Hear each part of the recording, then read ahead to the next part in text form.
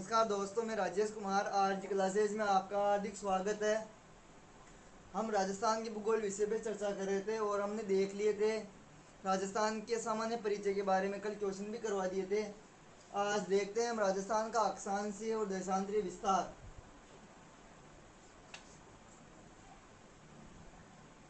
राजस्थान का अक्षांशीय व देशांतरीय विस्तार। अक्षांशीय व देशांतरीय विस्तार के बारे में चर्चा करते हैं। देखो हमें क्या क्या पढ़ना है टॉपिक में।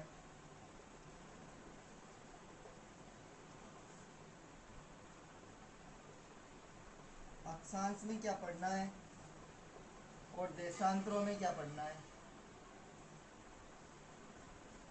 अक्षांश में देखो किसे कहते हैं, अक्षांश किसे कहते हैं। अक्षांशों की संख्या, अक्षांशों का आकार, कर्क रेखा, मकर रेखा, कर्क रेखा, मकर रेखा, विषुवत रेखा, विषुवत रेखा और देखो आर्कटिक वर्त और आर्कटिक वर्त, अंटार्कटिक वर्त।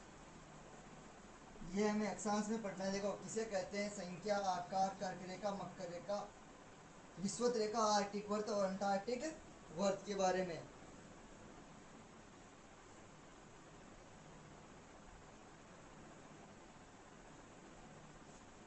और ताप कटिबंध क्या देखेंगे, ताप कटिबंध के बारे में। और देखो देशांतर में क्या देखना है, किसे कहते हैं, देशांतरों की संख्या कितनी है, इनका आकार क्या है,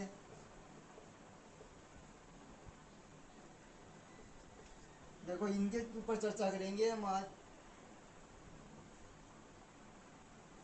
स्थिति का निर्धारण, स्थिति का निर्धारण, समय का निर्धारण,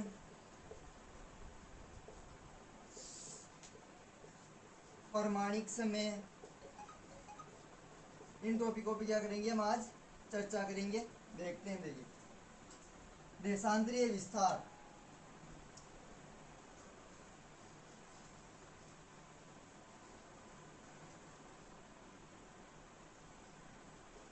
देशांतरीय विस्तार। देशांतर रेखाएं लिख दो पहले आप। देशांतर रेखाओं के बारे में समझा देता हूँ। देशांतर रेखाएं देखो क्या होती है। देशांतर रेखाएं जैसे ये ग्लोब है, ग्लोब में क्या है, ये उत्तरी ध्रुव, ये दक्षिणी ध्रुव। देखो ये है आपकी 0 डिग्री अक्षांश, 0 डिग्री देशांतर, जिसको आप बोलते हो ग्रीनविच।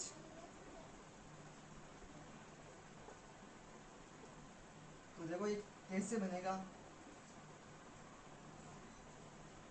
उत्तर से दक्षिण की ओर वह काल्पनिक रेखाएं जो उत्तर से दक्षिण की ओर खींची जाती है। क्या, जो वह काल्पनिक रेखाएं जो उत्तर से दक्षिण की ओर खींची जाती है। और भूमध्य रेखा की क्या होती है, लंबवत होती है। भूमध्य रेखा के लंबवत होती है। देखो कैसे, ये तो भूमध्य रेखा और इसके ऊपर ये काट रही है, तो ये क्या हो जाएगी, लंबवत रेखा है। तो डेफिनेशन सुनो इसकी। वे काल्पनिक रेखाएं जो उत्तरी ध्रुव को दक्षिणी ध्रुव से मिलाती है, देशांतर रेखाएं कहलाती है। क्या, जो उत्तरी ध्रुव को दक्षिणी ध्रुव से मिलाती है वो रेखाएं क्या कहलाती है, देशांतर रेखाएं कहलाती है। वे काल्पनिक रेखाएं, वे काल्पनिक रेखाएं जो उत्तरी ध्रुव को दक्षिणी ध्रुव से मिलाती है।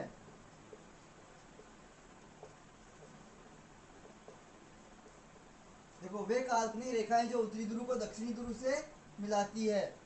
क्या कहते हैं? देशांतर रेखाएं कहलाती है। इनकी कुल संख्या इनकी कुल संख्या 360 होती है। इनकी कुल संख्या कितनी होती है? 360। देखो कैसे, ये 0 डिग्री रेखा, ये तो 0 डिग्री देशांतर हो गया आपका। इसके पश्चिम में इधर कितनी हो जाएगी? 180 रेखाएं, 180 डिग्री पश्चिमी देशांतर। और इधर कितनी हो जाएगी? 180 डिग्री पश्चिम पूर्वी देशांतर रेखाएं। देखो जैसे मैं आपको समझाता हूँ, जैसे देखो यह आपका ग्लोब है, ये रेखाएं उत्तर से दक्षिण की ओर खींची जाती है इस प्रकार से। इनको खींचने में देखो ये क्या होगा, ये रेखाएं इधर पूर्व की ओर है तो इधर खींचते जाओगे 1 2 3, यहाँ पे 90, और यहाँ पे पूरा पीछे कितना जाएगा? 180 डिग्री। इसी प्रकार से इधर कितना हो जाएगा? 180 डिग्री पूर्वी देशांतर रेखाएं, और ये 0 डिग्री। तो देखो ये क्या कर रही है? अर्धवर्त का निर्माण कर रही है। रेखाएं क्या कर रही है? अर्धवर्त का निर्माण कर रही है। ये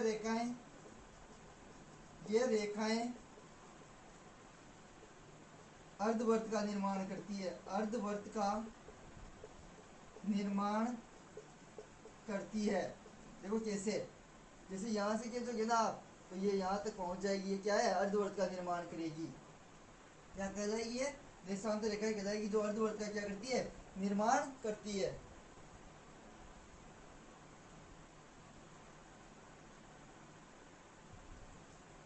ध्रुवों पे देखो, जैसे यहाँ पे इनके मध्य की दूरी क्या है? सर्वाधिक है, और इनके मध्य की दूरी ध्रुवों पे क्या है? एक बिंदु के रूप में मिल जाएगी आके। तो देखो देशांतर रेखाओं देशांतर रेखाएं देशांतर रेखाएं ध्रुवों पर एक बिंदु के रूप में होती है, एक बिंदु के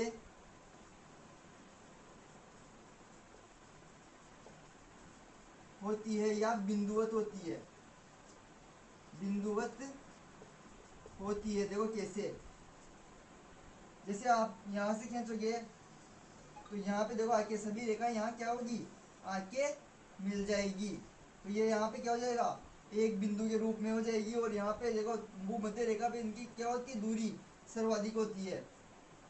लिखो ऊपर से ये परिभाषा, वे काल्पनिक रेखाएं। कौन सी? वे काल्पनिक रेखाएं जो उत्तरी ध्रुव को दक्षिणी ध्रुव से मिलाती है। क्या कहलाती है? देशांतर रेखाएं कहलाती है। देशांतर रेखाएं कहलाती है। उत्तरी ध्रुव को दक्षिण ध्रुव से मिलाने वाली रेखाएं क्या कहलाती है? देशांतर रेखाएं कहलाती है।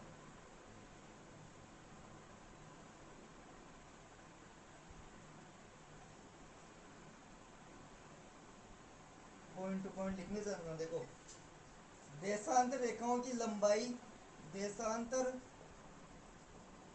रेखाओं की लंबाई सदैव समान होती है, समान होती है। देखो जैसे ये ध्रुव है, यहाँ से मिलाया आपने तो यहाँ तक प्रत्येक रेखा की लंबाई क्या होगी? समान होगी, जबकि इनके मध्य की दूरी क्या होगी? अलग अलग होगी। देखो ध्रुव पे पास पास हो जाएगी एक बिंदु के रूप में। कितने डिग्री पर? ये 0 डिग्री, और यहाँ पर 90 डिग्री पर।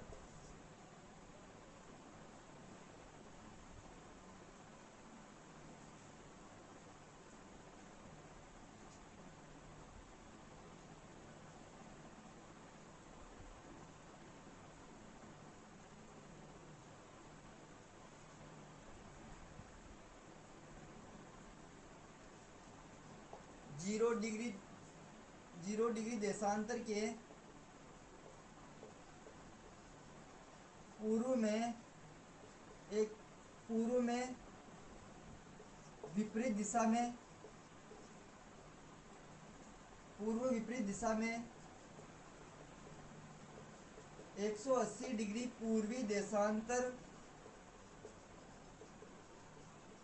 देशांतर स्थित होता है।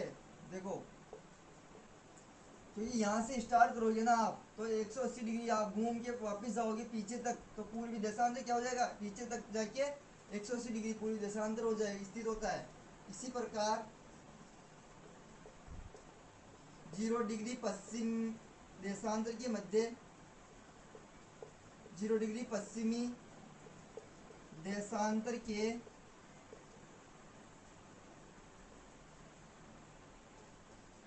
पश्चिम में 180 डिग्री पश्चिमी देशांतर स्थित होता है।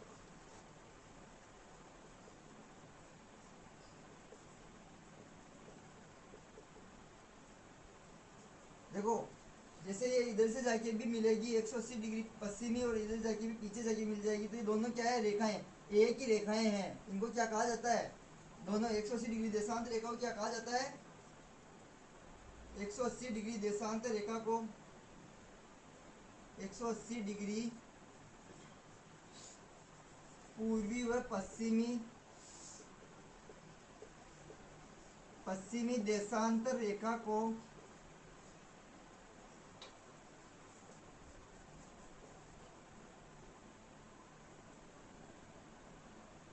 अंतरराष्ट्रीय तिथि रेखा कहा जाता है।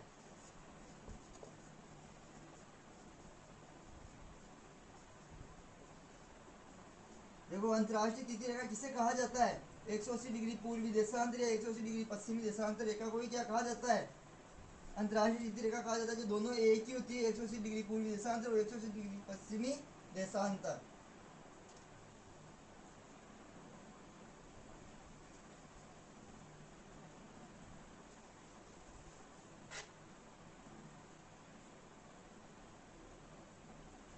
देखो ये 360 कैसे होती है, 0 डिग्री पर तो एक रेखा और 180 डिग्री पर 180 डिग्री पूर्वी देशांतर में कितनी हो जाएगी, 180। जबकि 180 डिग्री पश्चिमी देशांतर में कितनी, क्योंकि दोनों रेखाएं मैंने क्या बताई है, पश्चिमी देशांतर में दोनों रेखाएं क्या होती है, 180 डिग्री पूर्वी देशांतर और 180 डिग्री पश्चिमी देशांतर रेखाएं दोनों क्या होती है, एक ही होती है। तो देखो 180 डिग्री पूर्वी और 180 डिग्री पश्चिमी, तो अब कितनी बच जाएगी, 179। देखो इनको जोड़ो कितनी हो जाएगी, 180 और 180 कितनी हो जाएगी, 360। तो देशांतर रेखाओं की संख्या कितनी होती है, देशांतर रेखाएं बराबर कितनी हो जाएगी, 360 रेखाएं। पूछा जाता है ये देशांतर रेखाएं क्या होती है।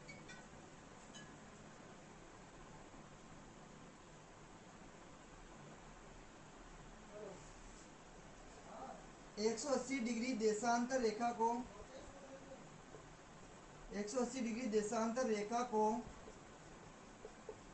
180 डिग्री देशांतर रेखा को अंतरराष्ट्रीय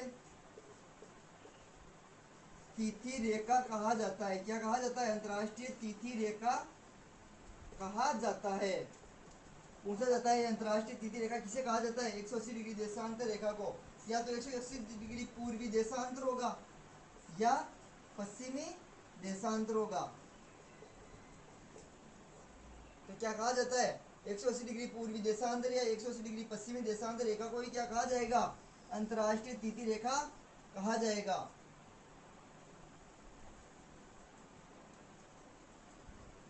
अंतरराष्ट्रीय तिथि रेखा का निर्धारण अंतरराष्ट्रीय तिथि रेखा का निर्धारण अंतरराष्ट्रीय तिथि रेखा का निर्धारण देखो कब किया गया था, 1884 में किया गया था। 1884 में किया गया। पूछा जाता है अंतरराष्ट्रीय तिथि रेखा का निर्धारण कब किया गया, 1884 में किया गया।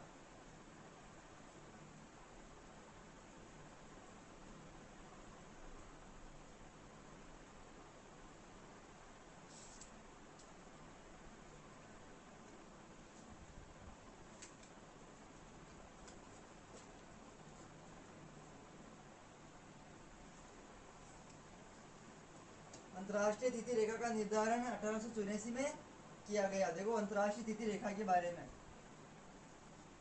अंतर्राष्ट्रीय तिथि रेखा या 180 डिग्री पूर्वी देशांतर या 180 डिग्री पश्चिमी देशांतर रेखा कहते हैं इसको।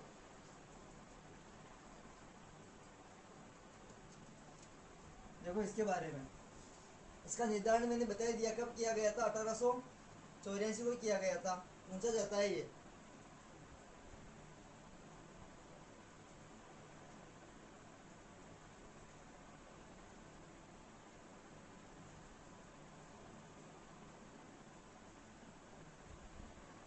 इसको क्या बोलते हैं, अंतरराष्ट्रीय को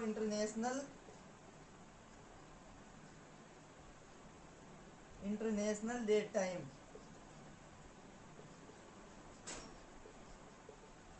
इंटरनेशनल डेट टाइम रेखा कहा जाता है।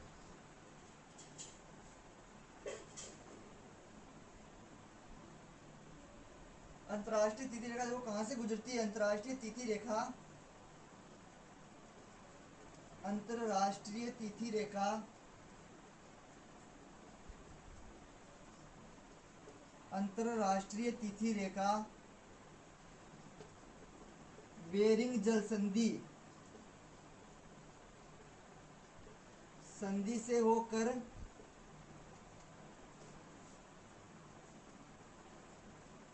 गुजरती है। देखो अंतरराष्ट्रीय तिथि रेखा किस जल संधि से होकर गुजरती है, बेरिंग जल संधि से होकर गुजरती है। बेरिंग जल संधि किनके मध्य है, प्रशांत महासागर व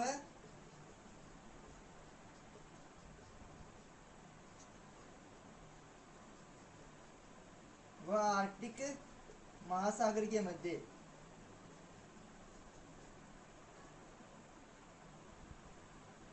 देखो ये पूछा जाता है अंतरराष्ट्रीय तिथि रेखा किससे होकर गुजरती है, किस जल संधि से होकर गुजरती है, बेरिंग जल संधि से, जो किसके मध्य है, प्रशांत महासागर व आर्कटिक महासागर के मध्य स्थित है। अंतरराष्ट्रीय तिथि रेखा बेरिंग जल संधि से होकर गुजरती है। जो देखो बेरिंग जल संधि कहाँ पे स्थित है, प्रशांत महासागर व आर्कटिक महासागर में। अंतरराष्ट्रीय तिथि रेखा, अंतरराष्ट्रीय तिथि रेखा 3 महासागरों से होकर गुजरती है।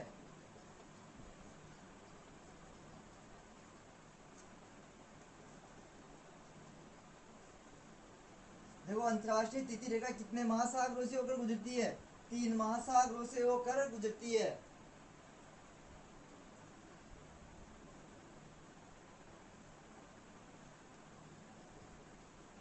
आर्कटिक महासागर, प्रशांत महासागर, प्रशांत महासागर और दक्षिणी महासागर से। पूछा जाता है कि अंतरराष्ट्रीय तिथि रेखा किन 3 महासागरों से होकर गुजरती है, आर्कटिक महासागर, प्रशांत महासागर और दक्षिणी महासागरों से होकर गुजरती है और बेरिंग जल संधि से होकर गुजरती है।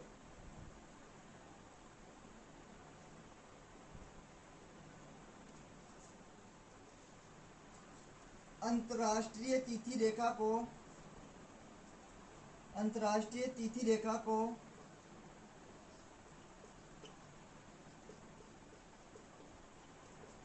काल्पनिक रूप से 4 बार मोड़ा गया है।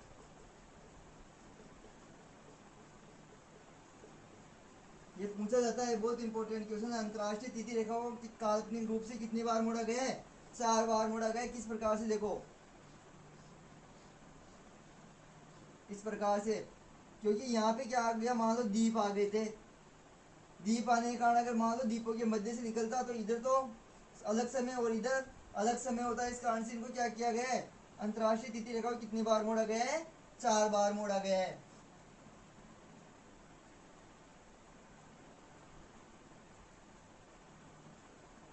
तो धन्यवाद दोस्तों, आज के लिए इतना ही। अभी देखो अपने रह रहा है अंतरराष्ट्रीय समय रेखा, अंतरराष्ट्रीय समय रेखा, समय की गणनाएं, बहुत सारा टॉपिक रह रहा है आगे। देखना आप इसको पूरा वीडियो को, और कल के लिए इंतजार करना, अगला वीडियो आएगा कल। इसको अधिक से अधिक अपने मित्रों में शेयर करें और सब्सक्राइब करें और लाइक करना न भूलें। धन्यवाद दोस्तों।